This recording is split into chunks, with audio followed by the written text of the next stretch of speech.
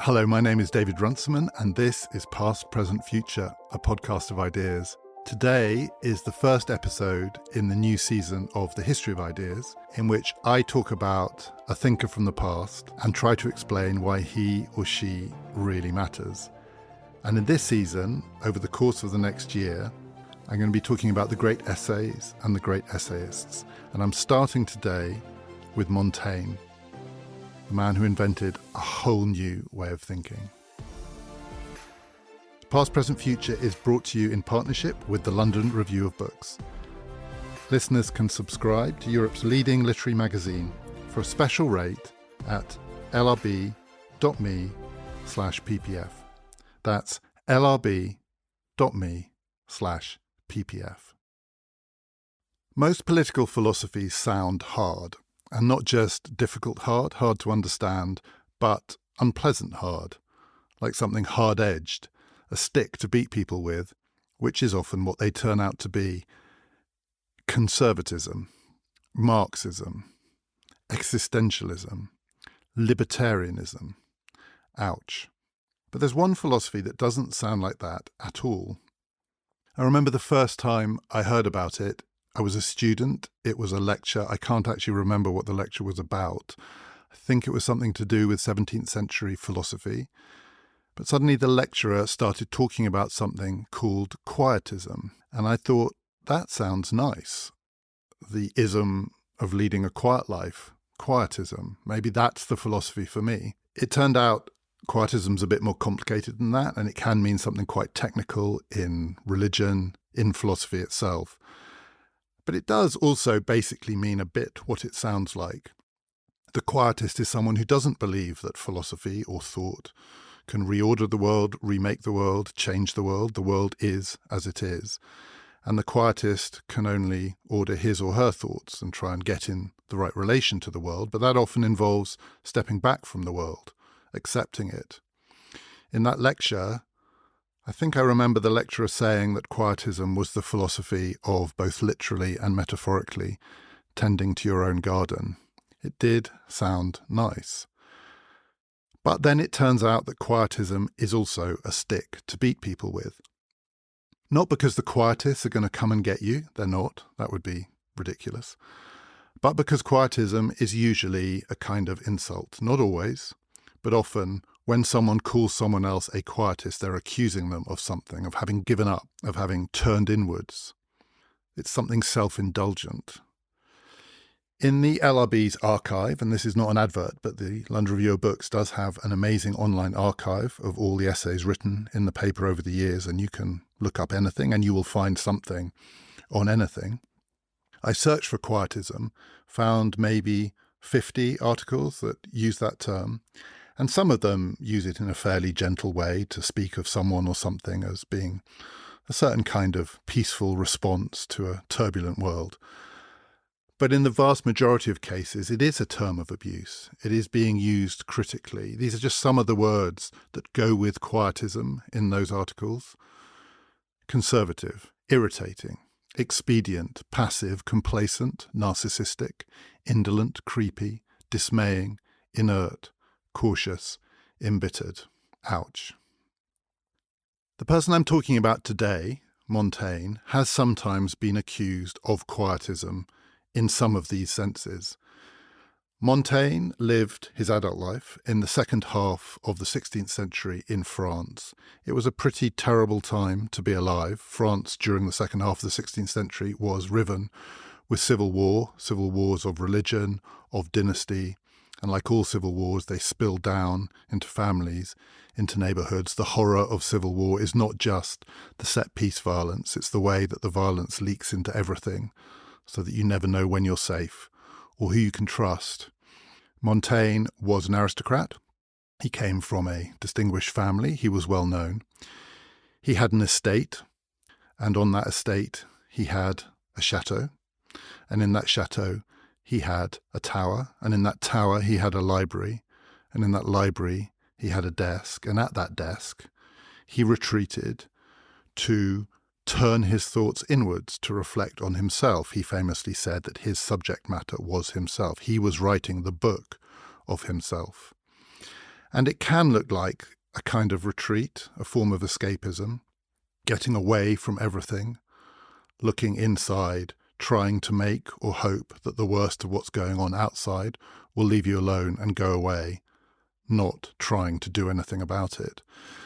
But it's unfair to think of Montaigne like that, to call him that kind of quietist. He wasn't. And it's also an accusation that's sometimes made against the form of writing that he's not just associated with, but he pretty much helped to invent, the essay, which is going to be the subject of this series in the History of Ideas. I'm going to be talking about 12 great essays in the history of political thinking, particularly, starting with Montaigne.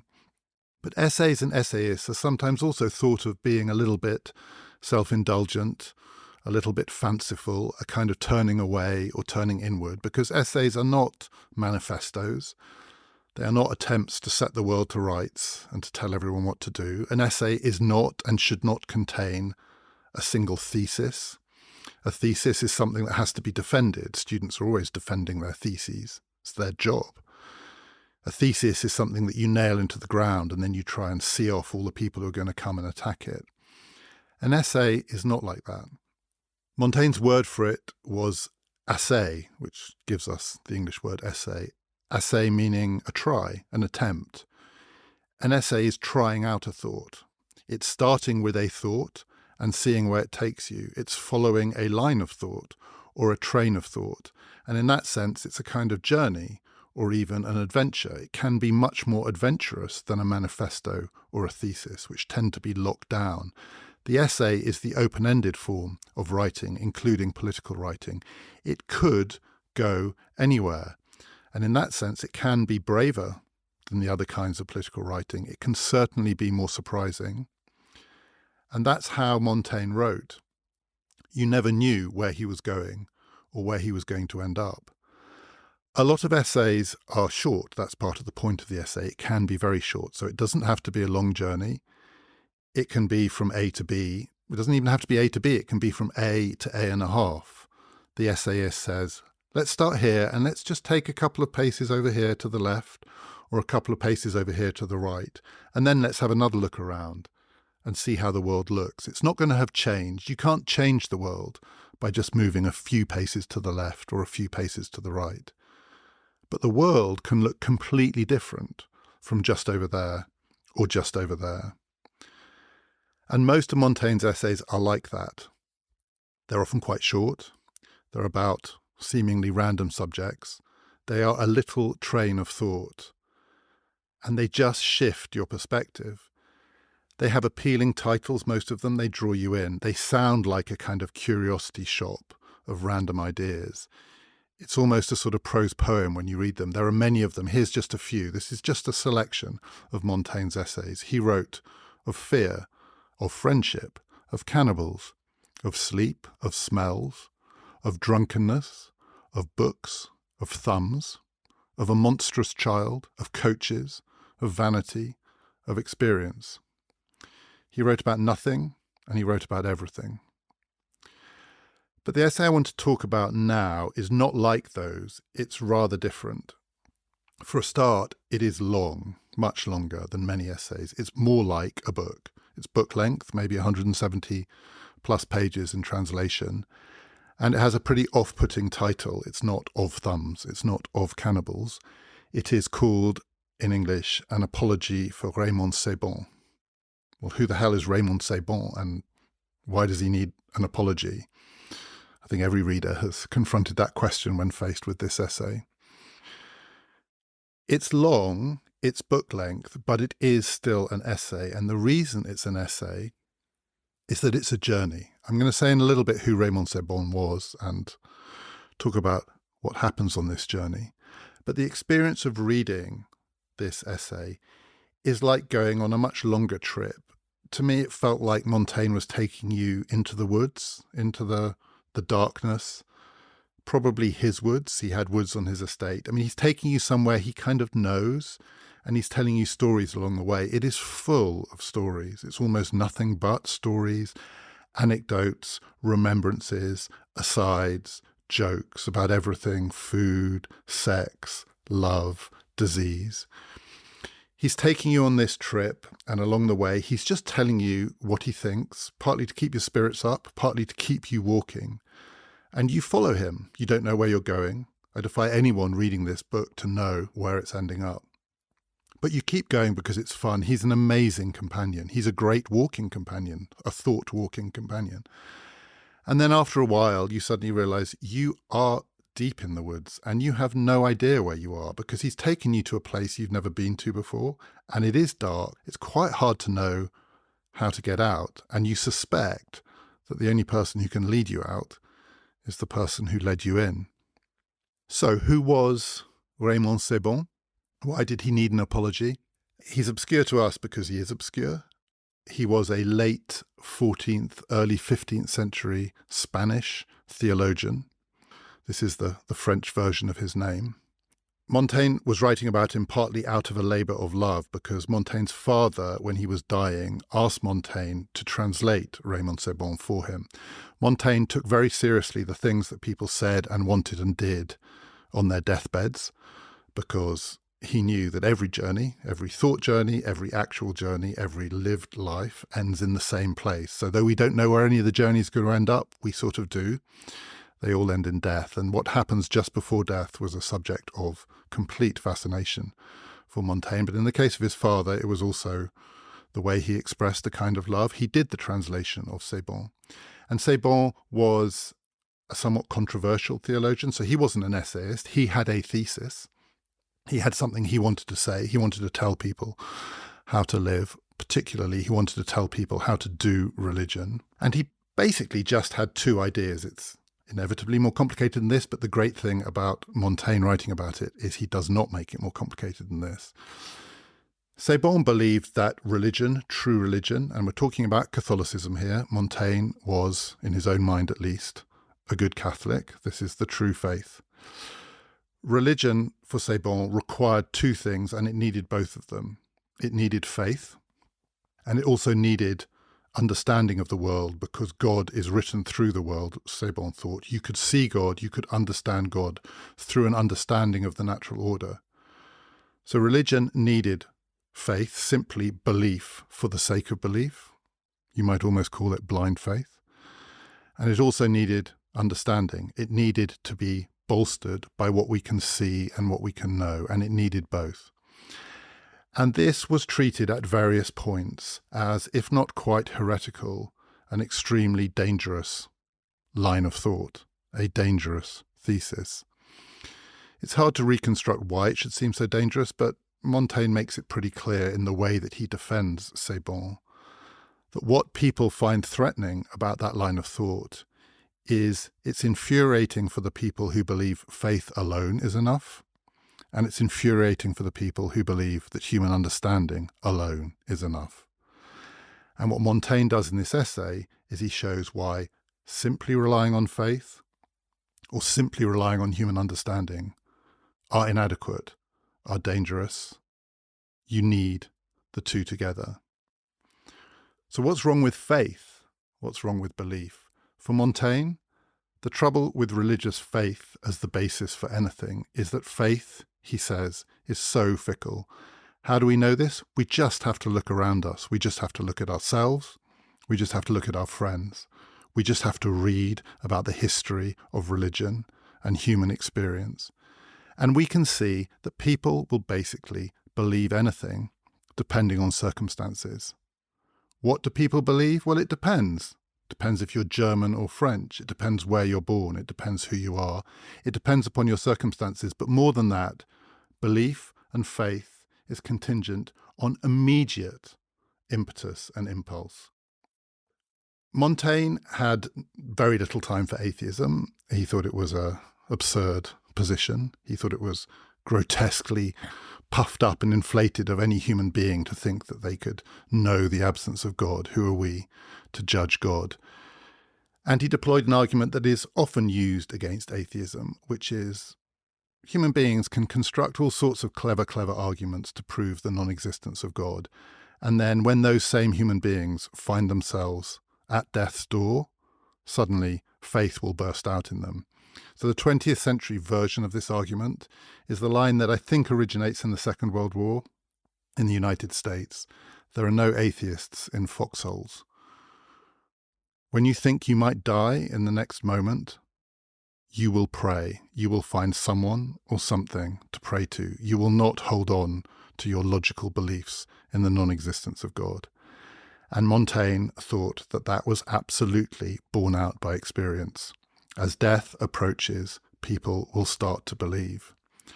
But what's so extraordinary about Montaigne is he uses that same argument against atheism and he turns it against faith. So there are no atheists in foxholes for Montaigne isn't just against atheism. It's also why you can't rely on belief to found religion, because it's so dependent on circumstances. If faith is the kind of thing that can just be conjured up because someone is trying to kill you, it doesn't really mean anything. And it doesn't even have to be fear of death. Montaigne spends a lot of time talking about disease and illness and pain. He writes quite a lot about gout, presumably from experience. And he says that when you are suffering from gout, you will basically believe anything. Philosophers can have the most elaborate, sophisticated, and well-founded thesis, credo, manifesto. Come the gout, and they'll be gibbering like the rest of us. All they want is for the pain to stop. If pain can generate faith, then faith is not a basis for anything. And incidentally, that's one of the reasons why Montaigne was adamantly opposed to torture, commonly used in the 16th century to get people to say and indeed believe what you wanted them to believe. So it's not just that under torture people will say anything, they will believe anything. You can get people to confess to crimes they haven't committed and believe they committed those crimes just to get the pain to stop. And as Montaigne says, what on earth is the point of that? What is the value of that kind of faith? Faith isn't enough. Reason, human understanding, experience, book reading, knowledge of the world, looking into ourselves, being honest with ourselves about what we believe when we're suffering. It'll teach us all that.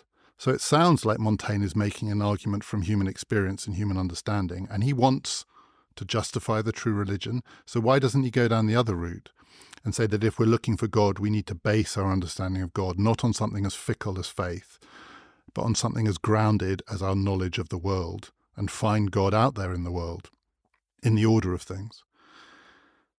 Montaigne spends the bulk of this essay arguing against that position because he thinks, and indeed I think he thinks looking into himself, he knows, that human beings who construct a view of the world on the basis of their own reason and their own understanding are almost always bigging their own part up, inflating that reason and understanding.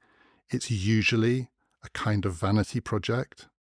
Who on earth are we, humans, to think that we can understand God? You can't do it through faith, but you also can't do it through reason, because reason on its own is a kind of vanity. One of the phrases from classical literature that Montaigne constantly rails against is the idea that man is the measure of things, of all things, that we can understand the world through ourselves and our own experiences. And Montaigne says this is absurd. Just look at us. Just look at who we are. We understand almost nothing. We're people who will believe anything if we have an attack of gout. And that includes the philosophers. That includes Plato or Socrates with the gout. The idea that creatures like us are capable of knowing God is ridiculous. What we should know is the profound limits of our own ability to reason clearly and coherently. We are constantly being knocked off course. The position that Montaigne adopts is sometimes associated with another ism, which is skepticism. And Montaigne is often, more often than being described as a quietist, he's described as a kind of skeptic. He writes quite a lot about skepticism, but he's wary of skepticism too. He's wary of all of it. He's basically wary of all the isms, even the ism of doubt, even the ism that says human beings don't know what they're talking about, because it can become dogmatic. Any position can become dogmatic. Atheism can be dogmatic. Faith can be dogmatic. Skepticism can be dogmatic. There is a particular kind of skepticism, and just one kind, that Montaigne approves of and indeed tries to adopt. It's called Pyrrhonian skepticism. It comes from classical thought. And the way Montaigne understands it is it's not the skepticism that establishes that we can doubt anything and looks for grounds of certainty, not the kind of skepticism that was later associated with his compatriot Descartes, tried to doubt in such a hard way that in the end you can find a solid foundation for a belief in God. For Montaigne, that's just human ridiculousness. He likes the kind of skepticism where you keep asking questions. How do you know? How can you be sure? Are you sure? Aren't you just saying that? You would say that, wouldn't you? In order to provoke another statement and another question. It's the skepticism of a conversation, which is a kind of journey. And that's how Montaigne constructs it. This is his own language. You keep asking doubting questions to keep the conversation moving so that you're never fixed in one place. The danger with any scheme of belief is getting stuck, and any scheme of belief can leave you stuck in place. And it is human nature, and we can know this from our own experience, that once we've adopted a particular line of thought, once we have our thesis established, we will defend it at all costs, partly because we are all vain creatures. It's what we do, it's what makes us human. For Montaigne, the only worthwhile skepticism is the one that keeps you walking, keeps you moving, keeps the line of thought going. The only place that a train of thought can actually end is death. Otherwise, it should never stand still. One of the ways that Montaigne makes this argument is to try and establish all the ways in which to be human is to be part of the natural order. And we happen to be part of this natural order. So one of the astonishing things that Montaigne says in this essay is it's human vanity to think that the universe that we happen to find ourselves in, this one, is the only universe. It seems very unlikely that there's just one universe. God, after all, could make endless universes. There may well be, Montaigne says, multiple different universes. This is just one among many, and it happens to be the one that we're in. How dare we assume that we're the ones who can understand universal truths simply from the basis of the one that we happen to be in? And he says, look where we are in the universe. We're at the shitty end. That's how he calls it. He says, to be human is to be mired in shit. He spends a lot of time talking about the most basic form of human experience through the body. We're mired in shit. And he says, we're at the squalid end of the universe. We are down here on the ground. We're not up in the sky. We're not in the heavens. We're on the ground with the animals. That's who we are. Part of his argument, in his apology for Raymond Sebon, is the way to think about the human experience is always to remember not only we are part of the natural world, but we are just animals. Part of the way he makes that case is to remind us of all the ways in which we are animalistic, which is why he writes about sex and food. But he also does it by spending a lot of time writing about animals themselves. So part of the charm of this essay and part of its discursive quality is it goes down these endless detours, stories that Montaigne remembers about animals he has heard of or read about in classical literature, who are way smarter than you might think possible. Dogs that put on plays and act all the different parts. Elephants. Montaigne says that human beings think they're better than elephants, but we're not. Elephants, he says, have religion just like we do. Not the true religion. Montaigne, I don't think, believes that elephants are good Catholics. But elephants have ritual. Elephants seem to relate to each other in ways that show that they value certain kinds of symbolic behaviour. I'm not 100% sure what he means when he says elephants have religion, but he seems to believe it. We think we're better than them, but they have religion, we have religion.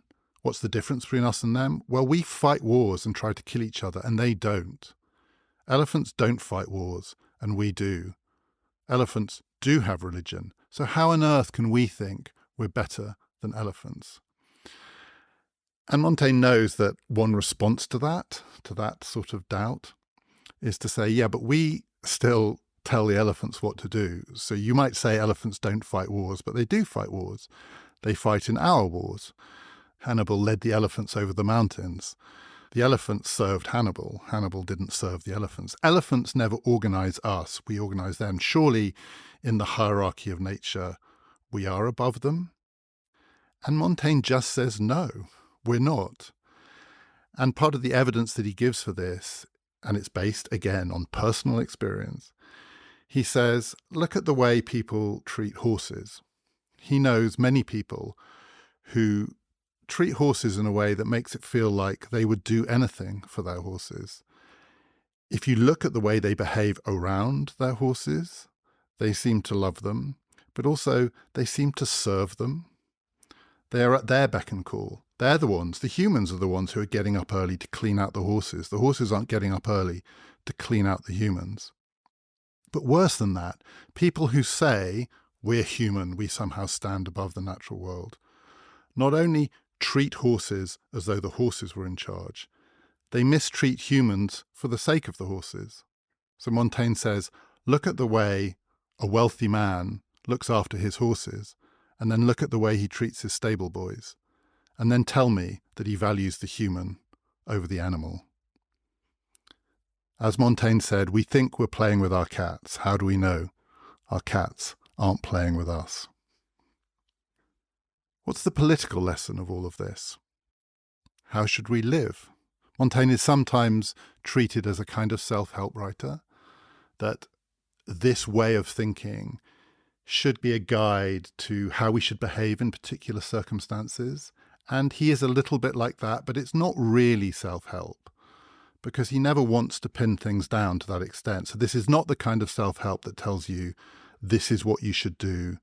This is how you should kind of cement your well-being. This is not a well-being manual. At one point, Montaigne says, if you're healthy, don't go on a diet, because health is random. I mean, you're healthy not because of any virtue of your own. It's just chance. You're a lucky person.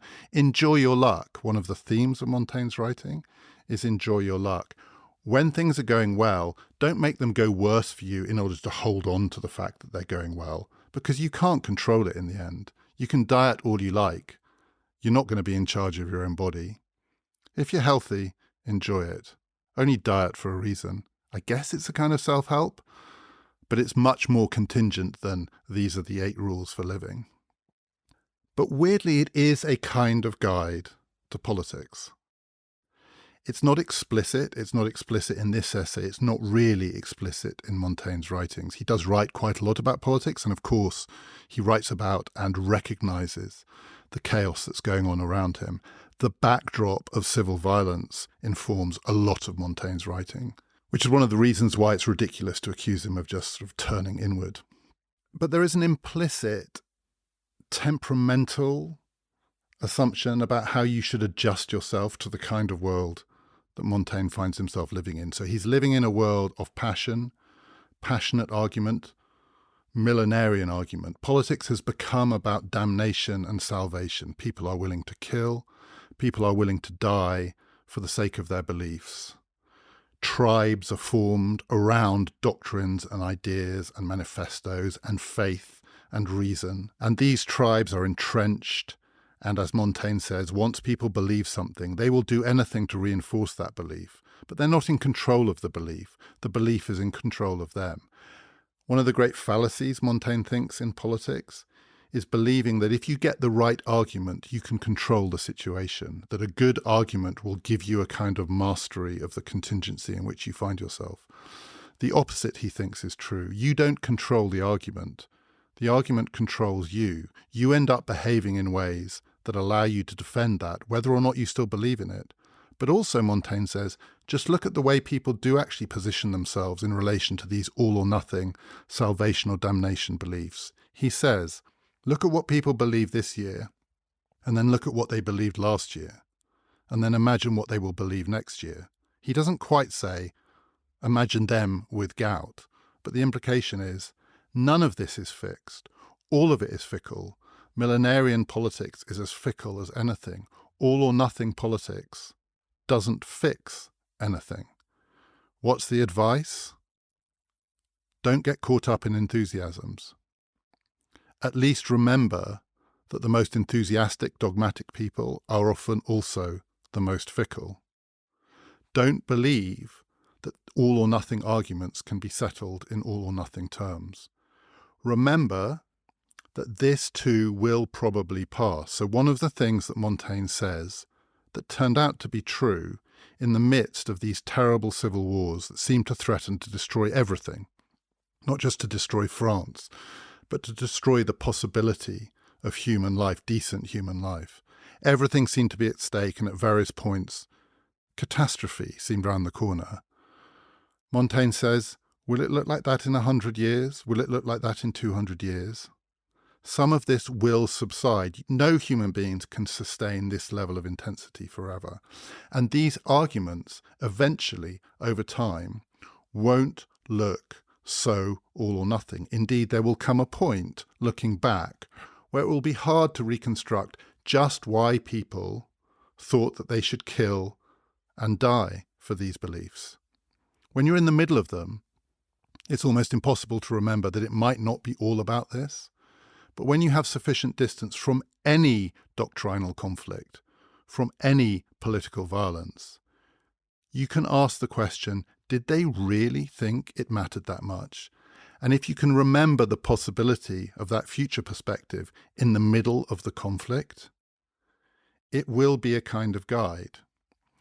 And though this is not a self-help book, it does feel a bit like a kind of guide in the age of Twitter. It does feel like a guide at a time we're not in the middle of civil war, not even in the United States, but when political passions run so high. But the things that people believed 2 years ago, 3 years ago, 5 years ago are not necessarily what they believe today.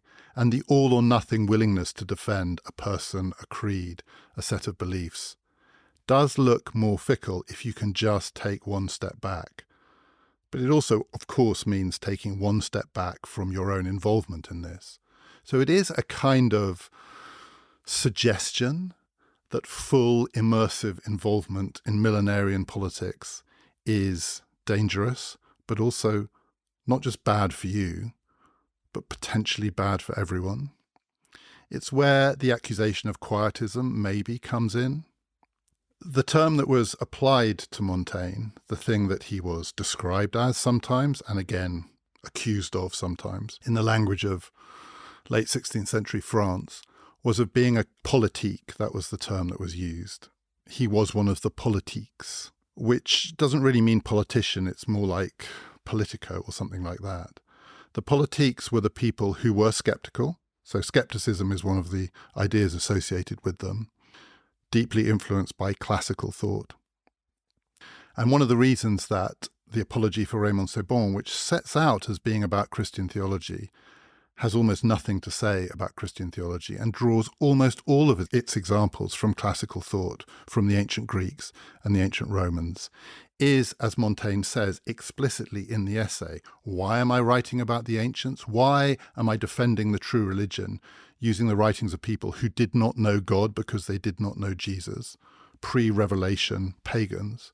Because it's safer. He says, look at all the chaos and misery and bloodshed that comes from getting involved in the arguments now about what it is to believe and what the true religion is. And then ask yourself, if you want to really go on an intellectual journey, if you really want to explore, if you really want to follow your thoughts wherever they lead you, would you do it through biblical references? Would you do it by taking a position on Catholic or Protestant or doctrinal questions? Of course you couldn't. There would be no freedom in that because you would constantly be constrained by the fear that stepping 2 paces this way or 2 paces that way will lead to death. But if you write about Plato, if you write about Pythagoras, if you write about Protagoras, if you write about any of them, you're free because you've always got the line of defense, well, they didn't know any better because they didn't know Jesus. That's why he does it. It's one of the weirdnesses about this essay. It's not actually about Christian theology at all because it's too dangerous. The defense is a defense of a view of what it means to be human in language that can only be taken from the ancients because that's the only place where it's safe to follow your thoughts where they'll lead you. It's why, for some people, this essay feels irreligious, verging on atheistic. It's not. But what it is free. It's a free line of thought. So the politiques drew heavily on ancient skepticism, but what they were associated with was not getting swept up in the all or nothing arguments, in the death traps of late 16th century theological politics. They were the pragmatists. They were the ones who tried to make politics organized around principles of safety and security, or even reason of state, trying to keep a kind of order amidst the chaos. And for that reason, to be a politique tended to be accused of one of two things. There are two reasons in an age like that to be suspicious of the people who do a kind of pragmatic politico-politics. One is the accusation that such people believe and do nothing. These people are empty. They're not signed up to any of the great faiths, the great doctrines. They're not pro or anti anything. Because they're pragmatists, in the end, they're know-nothings and do-nothings. They are the people who have given up, who have walked away from the great salvation existential struggles of their time. They are just messing around in the shallows of politics, doing too little. The other charge against the politique is that they do too much, because they'll do anything. So if they won't do nothing, they'll do anything, because they do not have a foundational set of beliefs, because they are the ones who will accommodate and adjust, because they are the pragmatists. You can't trust them in the way that you can't trust politicians who seem to chop and change, the politicians who seem like all they're trying to do is get to a centre ground where a certain kind of stability can be found.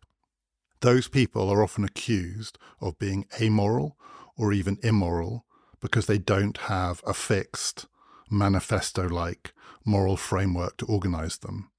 And they're not playing for high enough stakes. When the stakes are high, when the fate of the world is in the balance, why would you listen to people who think that politics is just about the small choices?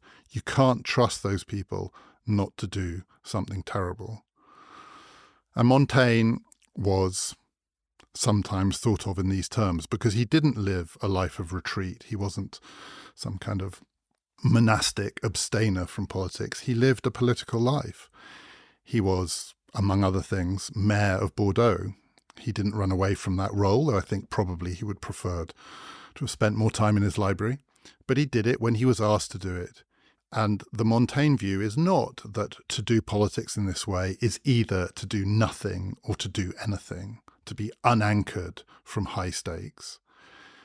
The Montaigne view is that to do politics in this way is to do something.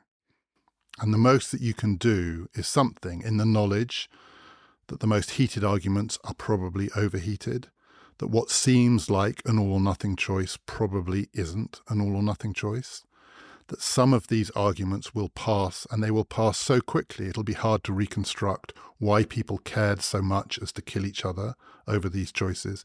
With all of that knowledge in the background, the most you can do is not anything, but something.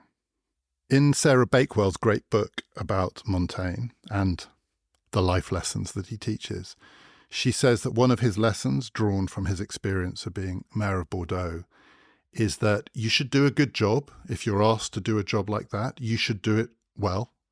Do a good job, but not too good a job. Do it well, but not to the best of your ability. Do it well enough. Because if you do too good a job, if you show yourself to be a really great mayor of Bordeaux, you will be drawn up to the next level. And there will come a point you'll be drawn up to a level of high court politics where it's impossible to avoid the high stakes, where the risks are too great, where that ability to take a step back and just to measure your response, that space shrinks and shrinks until it vanishes. If you are the kind of politician who seems appealing to the people next up the ladder, they will keep moving you up until you find yourself in a position where you can't step away. You can't retreat. You've lost not just your freedom of thought, but your freedom of manoeuvre. A good job, but not too good a job. But so much of that, as Montaigne knew and as he writes in the Apology for Raymond Sebon and across his writing, so much of it is luck. And luck in politics is one of the themes that dominates Montaigne's understanding of what it is to live in the world. You have to be alive to all of the ways in which the choices that you make are going to be shaped by things that you cannot control, some of which at least will simply be questions of chance.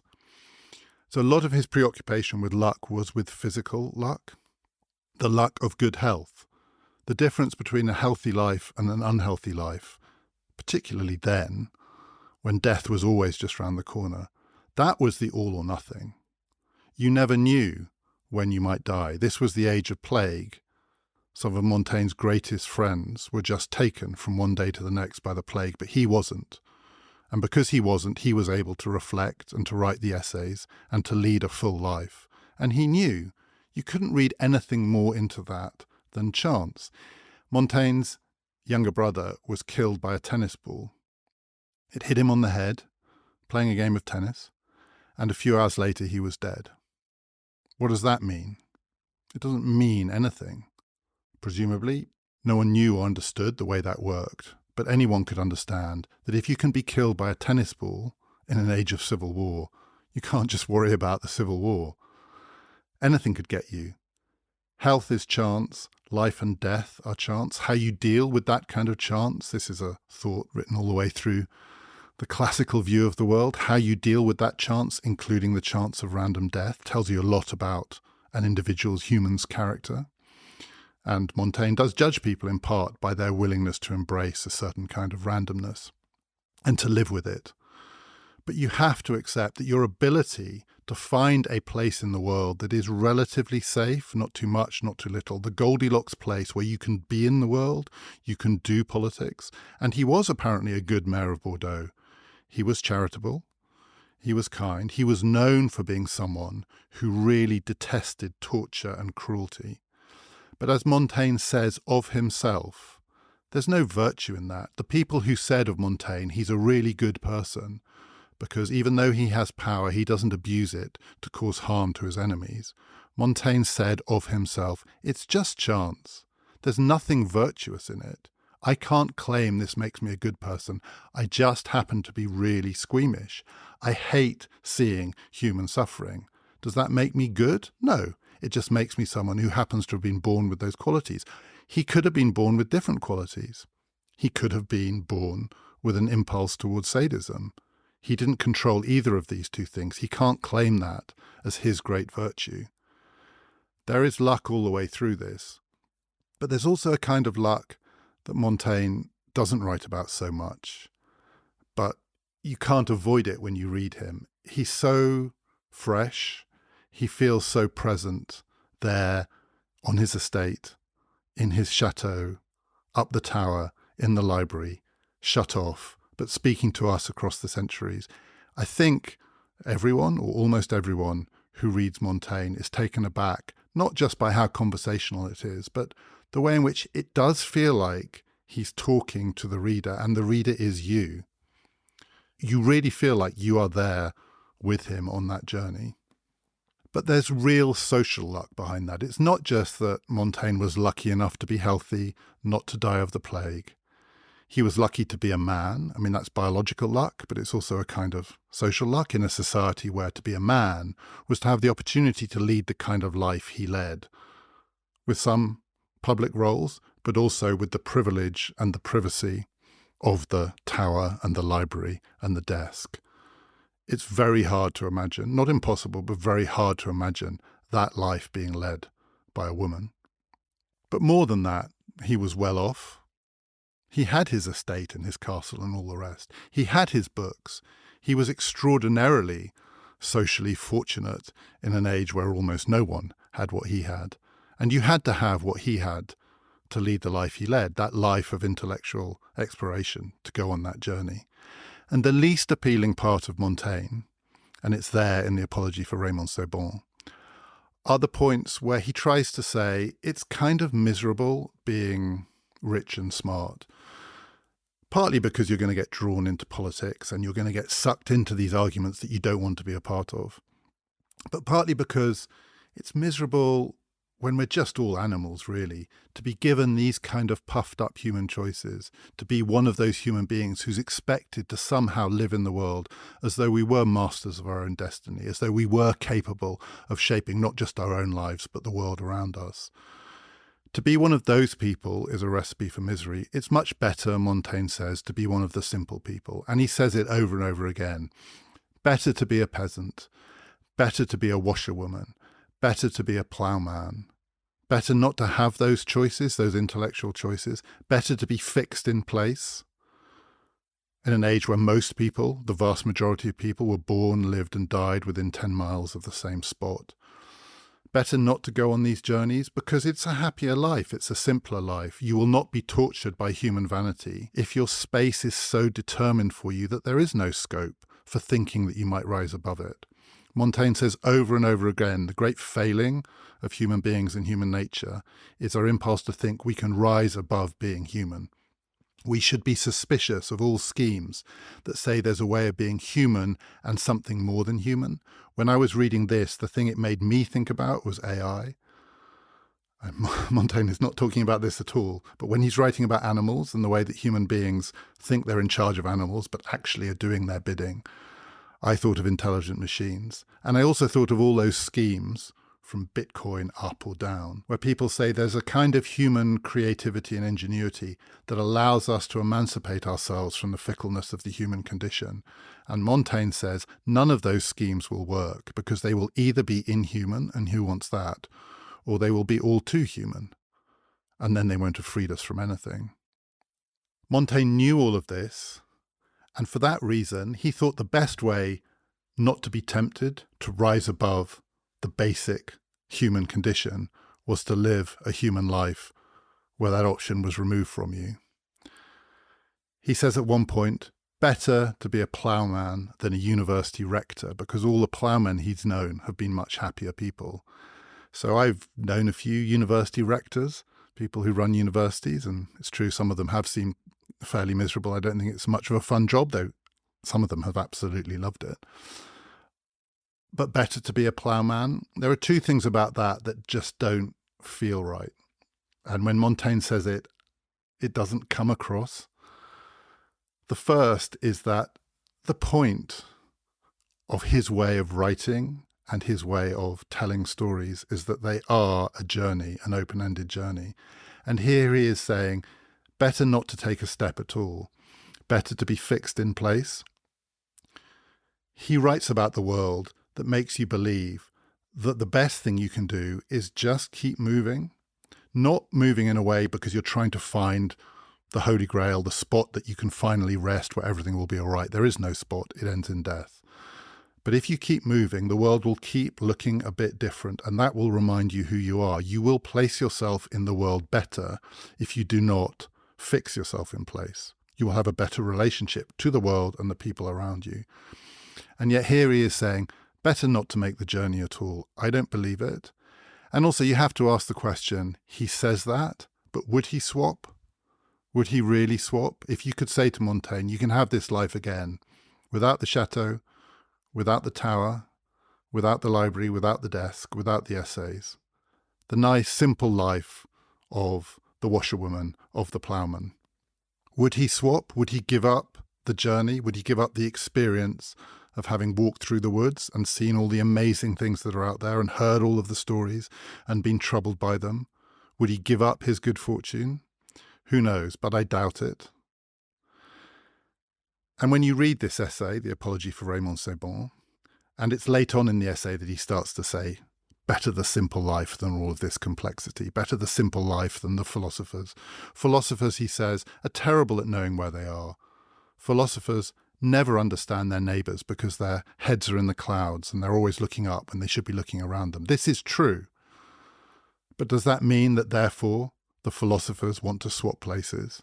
Or is there a better way, a different way of being a philosopher? As you go on this journey with him and you find yourself deep in the woods, and then he says to you, better not to have come with me at all. Better to have been back out there. It's dangerous in these woods. You don't know who you are or where you are. It's really disorientating. Let's go back. Let's pretend that we never went on this journey. It's impossible because by that point you've gone far too far with him to go back. So it's not as though Montaigne is saying that this journey that he's taken you on through animal life and sex and shit and religion and Plato and God and multiple universes, all of that. It's not like he's saying that journey is life, that's the world, because it's not the world. It's happening inside his head, and you're walking through the woods. It's not that. The woods are not the world. But he's taken you there, and once you've been there, it's almost impossible to forget the journey. You can get out again, but you will not be unchanged by having walked through those woods. And the thing that you will take away from it is not that you should retreat from the world, and it's not that you should embrace the world, and it's not that you can put the world to rights, because you probably can't. What you take away from reading that essay is simply that it was the most extraordinary trip.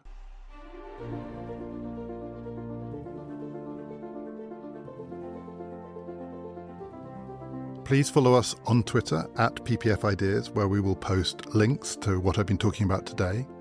Lots of stuff about Montaigne. And do subscribe as well, wherever you get your podcasts, and then you will be sure to get the next episode of History of Ideas, when I will be talking about the Scottish philosopher David Hume and his essay about what actually bankrupts a nation. Coming up on Past, Present, Future, we have got episodes about the history of AI and the Turing test. We're going to be talking about whether the philosopher John Rawls can really save left-wing politics. And we've got a special event coming up. If you are going to be at the Hay Festival on Saturday the 27th of May, we will be recording a special episode of Past, Present, Future.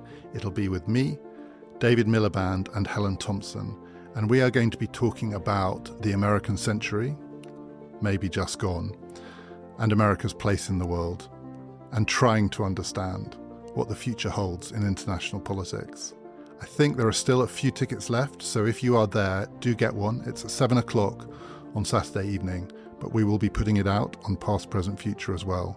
So subscribe and you will get that. My name is David Runciman, and this has been Past, Present, Future, brought to you in partnership with the London Review of Books.